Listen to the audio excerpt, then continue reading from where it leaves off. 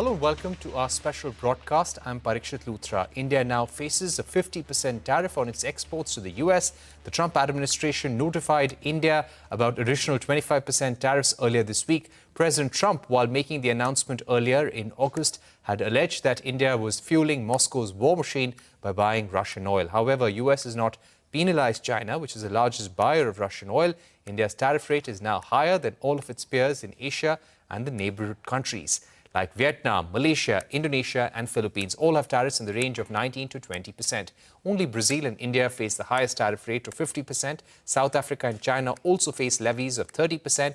Currently, China has also levied reciprocal tariffs on the US. So how will this impact India? According to data from the Global Trade Research Initiative, 66% of India's goods exports are said to be impacted due to higher tariffs. Gems and jewellery, textiles, seafood, steel and aluminium are said to be the hardest hit. The jewellery sector has already warned that nearly 1.7 lakh people could potentially lose their jobs. Trump has imposed 50% tariffs on steel and aluminium worldwide. However, some pharmaceutical products, some copper items, autos and certain auto components, among others, are exempted from the additional US tariffs. Government sources tell us that India and the United States remain in regular contact to try and dissipate the standoff. The sources also maintain that there has been no change in India's bilateral ties with Washington. Industry body FICCI continues to demonstrate resilience and strength amid global headwinds. We're now joined by Anup Wadhawan, former Commerce Secretary, and Pallab Banerjee, Managing Director and Group President at Pearl Global. Thank you very much for joining us on the program. Let me begin by asking you, Pallab Banerjee, what's the kind of impact that you now foresee? Or do you believe that in the last few months, Indian companies in the textiles, apparels, labor-intensive sectors were able to send large quantities of consignments to the US and therefore the immediate shock will be muted? How would you describe the present situation? Thank you, Parikshit. So first of all, I'm representing the textile, the garments, the apparel fashion product that we manufacture and supply. Pearl, the company that I'm representing, manufactures across the globe, and India also is one of our manufacturing country. So what happens is most of the business is placed season-wise. It's a fashion product. It has to hit these stores in a particular time. So really building up a lot of goods ahead of time doesn't work all the time in this particular sector. So yes, the tariff has hit India at a time when the spring-summer goods are being placed by the customers to all over the world. I'm talking about the US market. So in that manner, this is a good time to get the business, and that's where the negative impact is coming up big time. Right. Let me also get in Ambassador Meera Shankar, who is with us. Ambassador Meera Shankar, what do you think this demonstrates? The fact that the tariffs are now notified, they have come into effect. It seems that the negotiations have not worked. Sources telling us that we offered a good deal in July, and that was almost acceptable to the US side as well. And that offer remains on the table, and that is for tariffs lower, much lower than 15%. Where do you think things are stuck right now? Because it doesn't seem to be about trade and market access anymore. How do we convince White House and Donald Trump? Well, I think we are kind of a victim of Trump's maneuvers vis-a-vis Russia and China.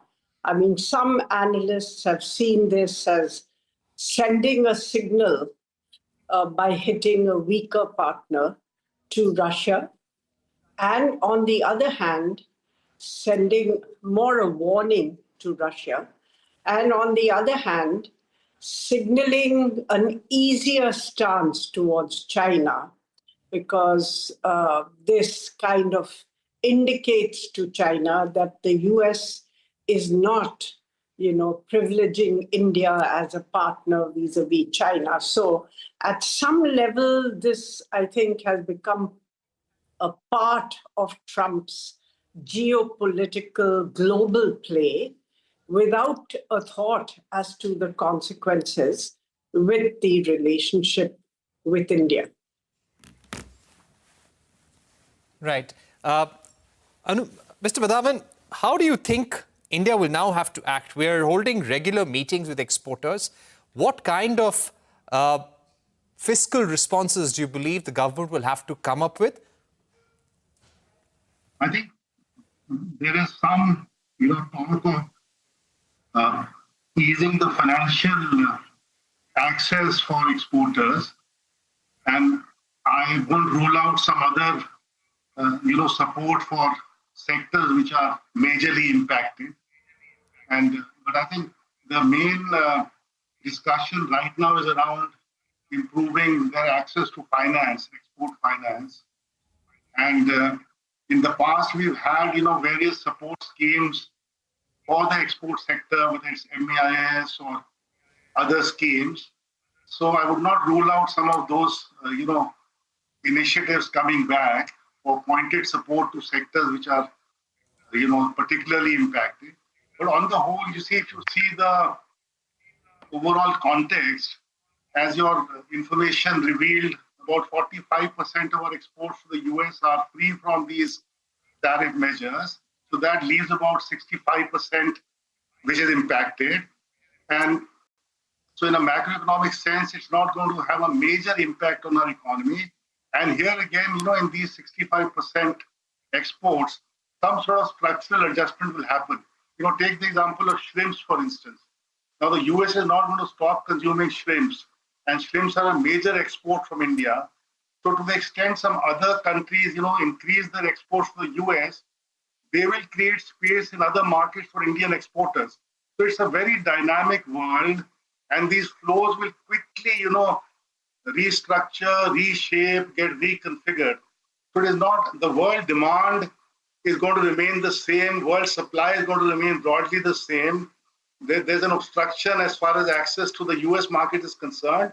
And, global suppliers, including Indian exporters, will adjust to that structural barrier created in the US. So it's just a short-term problem. And then, our exporters typically have multi-country manufacturing locations. For instance, our textile and garment exporters have factories in Bangladesh, they have factories in Southeast Asia. So they'll shift some of their supply from India to these locations and shift, supplies from those locations into India.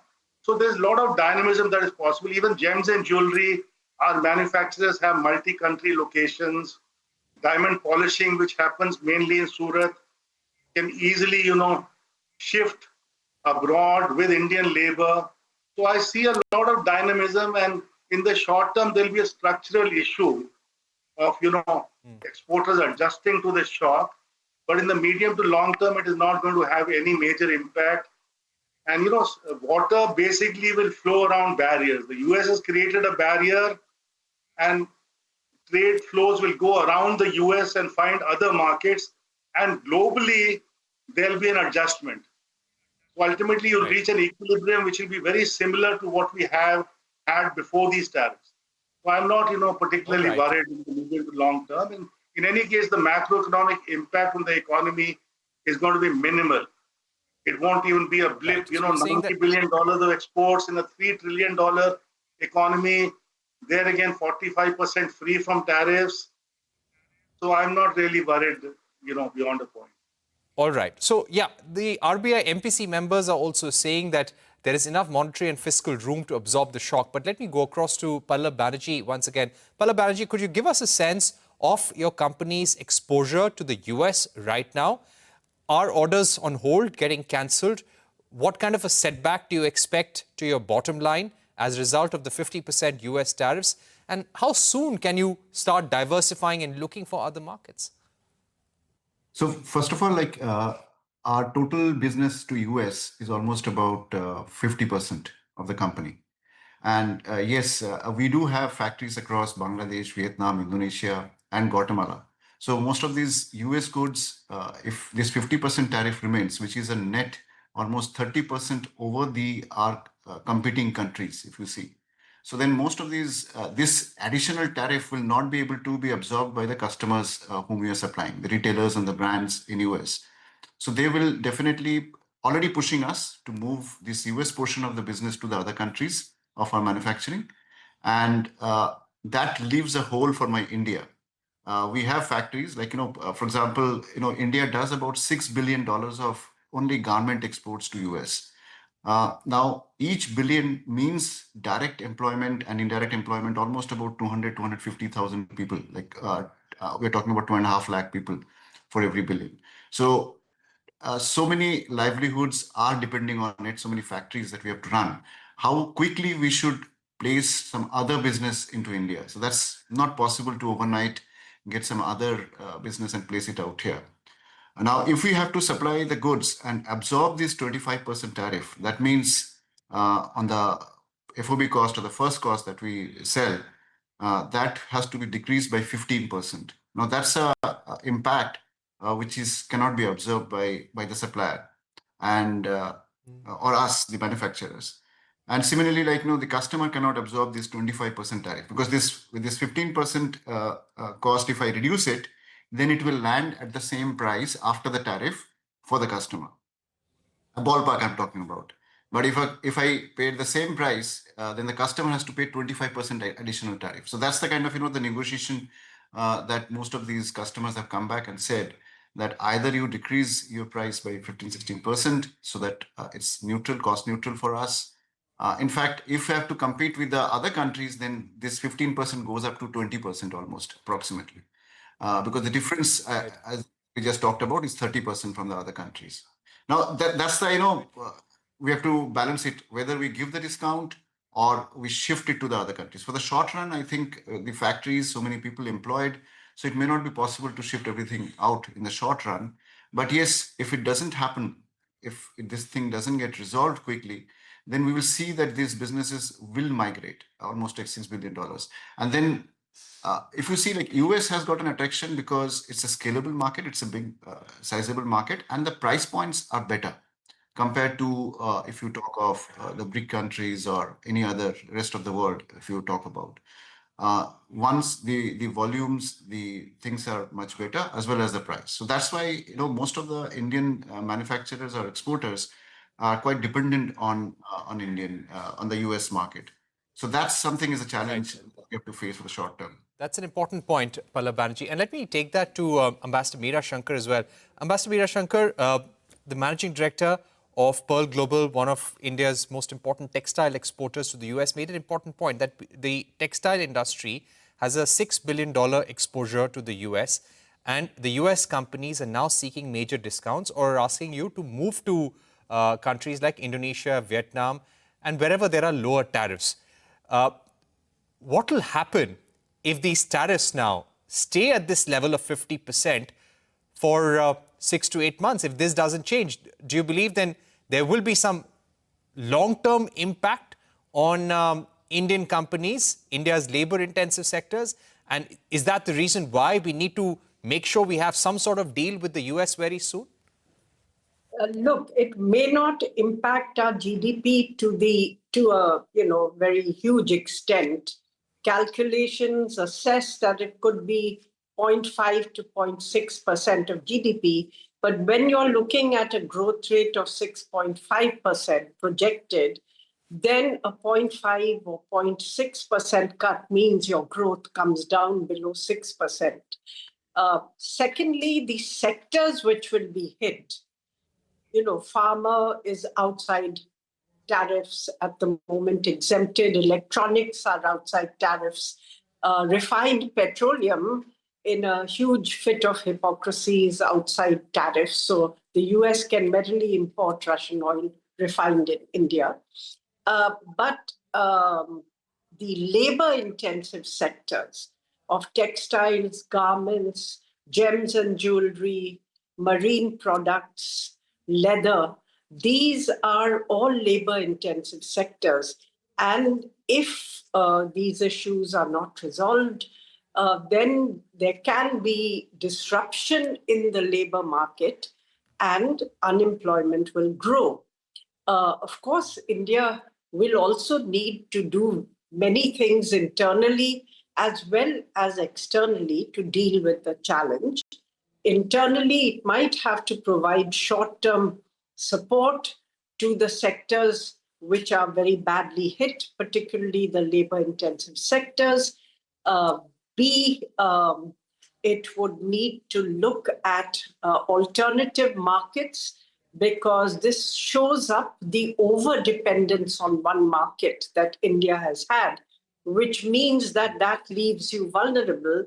Therefore, the diversification of trade should be a concerted effort. The third is that all the FTAs that we are currently discussing and negotiating should be speeded up, particularly the one with the EU, because that's the other large market. That's a possibility. Geopolitically, Absolutely. of course, we are reaching out to both Russia and China as part of balancing our relations with the great powers. But at the same time, we are continuing the relationship with the US, particularly in non-trade, non-economic sectors. That's an important point. And Mr. Vadhavan, if I were to come to you, the FTA agreement, the European Free Trade Agreement with India, is going to come into effect on the 1st of October. This is a 4-nation bloc. Hopefully, the India-EU trade negotiations will conclude by the end of 2025. And the UK Parliament will also ratify the India-UK trade deal in the next 6 to 8 months.